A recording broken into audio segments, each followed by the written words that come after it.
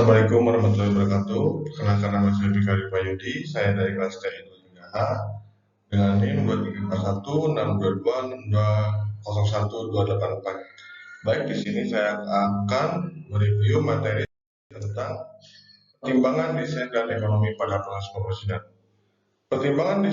Definisi pertimbangan desain dan ekonomi dalam proses pemesinan adalah proses penyesuaian desain suatu komponen agar bisa diproduksi dengan efisien menggunakan mesin, baik segi waktu, tenaga, maupun biaya.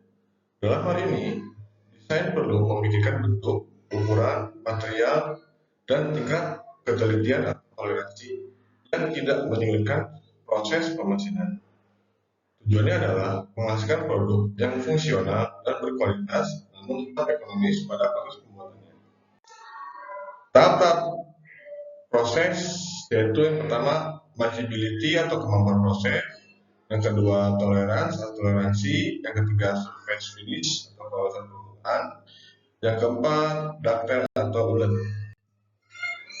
Baik, kita masuk ke macini atau kemampuan proses ya. Machinability adalah kemampuan suatu material untuk diproses penggunaan mesin seperti dibor dan di-freeze.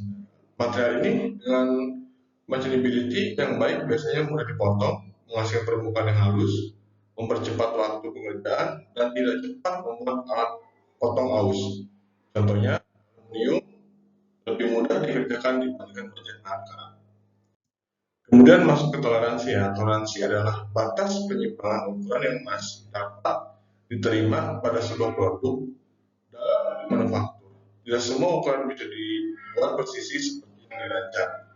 Jadi toleransi menentukan seberapa jauh ukuran nyata boleh berbeda dari ukuran ideal tanpa mengganggu fungsi produk.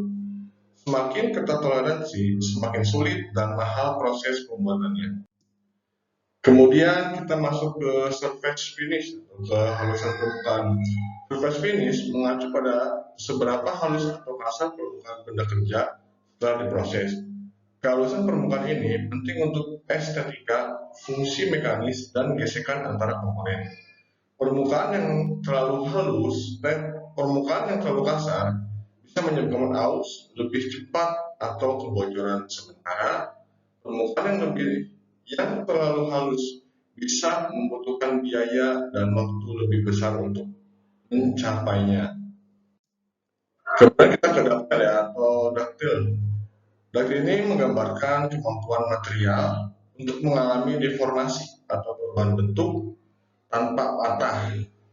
Material yang ulet bisa ditarik dan dibengkokkan menjadi bentuk untuk sebelum akhirnya putus.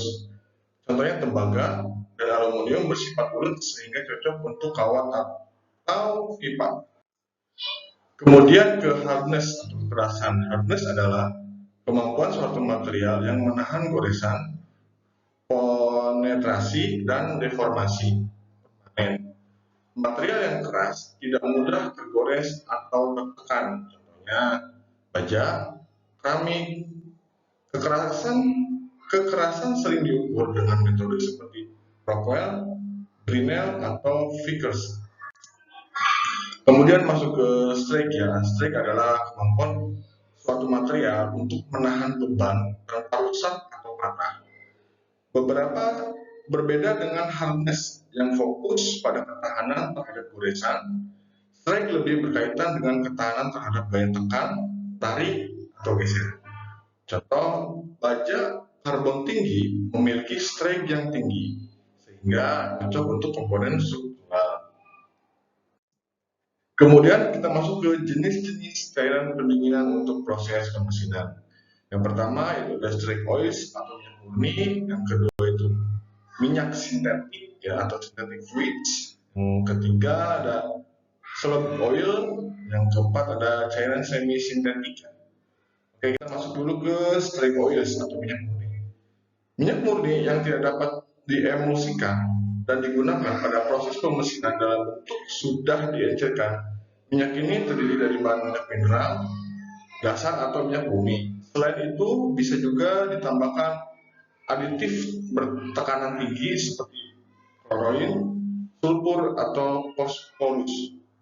Minyak murni menghasilkan volume terbaik, akan tetapi sifat pendinginan paling jelek di antara cairan pendingin yang lain.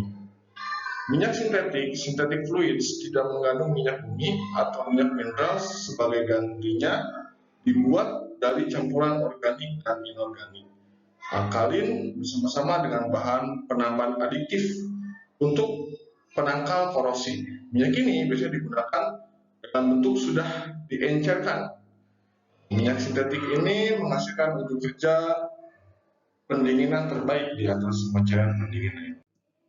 Kemudian masuk ke solid oil ya, akan membentuk emulsi ketika dicampur dengan air. Konsentrat mengandung minyak mineral dasar dan mengemulsi untuk menstabilkan emulsi.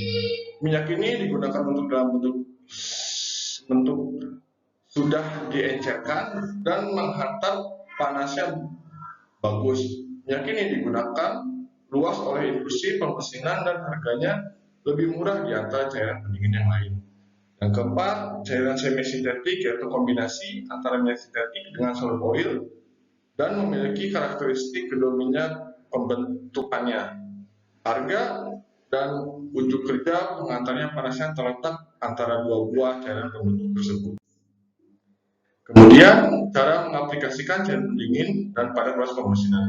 Yang pertama itu ada fluid application of fluid ya, dibanjirkan ke benda kerja.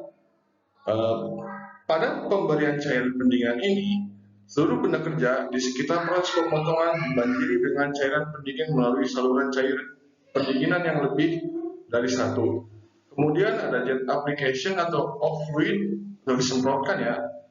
Pada proses pendinginan dengan cara ini, cairan pendinginan disemprotkan langsung ke arah pemotongan, pertemuan antara pahat dan benda kerja yang terpotong. Yang ketiga, mist application of fluid atau dikabutkan. Pemberian cairan pendinginan dengan cara ini, cairan pendinginan dikabutkan dengan menggunakan semprotan udara dan kabutnya langsung diarahkan ke pemotongnya. Kemudian kita masuk ke pengaruh cairan pendingin pada proses pemesinan. Yang pertama itu bisa melumasi proses pemotongan khususnya pada kecepatan potong rendah. Kemudian mendinginkan benda kerja pada kecepatan potong tinggi. Yang ketiga itu membuang geram ya pada daerah pemotongan. Yang keempat itu melindungi permukaan yang disayat atau dari yang korosi. Kemudian memudahkan pengembalian benda kerja karena bagian yang panas telah didinginkan. Kemudian kita masuk ke pengaruh proses pemesinan menggunakan cairan pendingin. Yaitu yang pertama, memperpanjang umur pahat. Yang kedua, mengurangi deformasi benda kerja karena panas. Dan yang ketiga, permukaan benda kerja jadi lebih baik atau halus ya pada beberapa penerapannya. Dan yang keempat, mengurangi penanganan geram.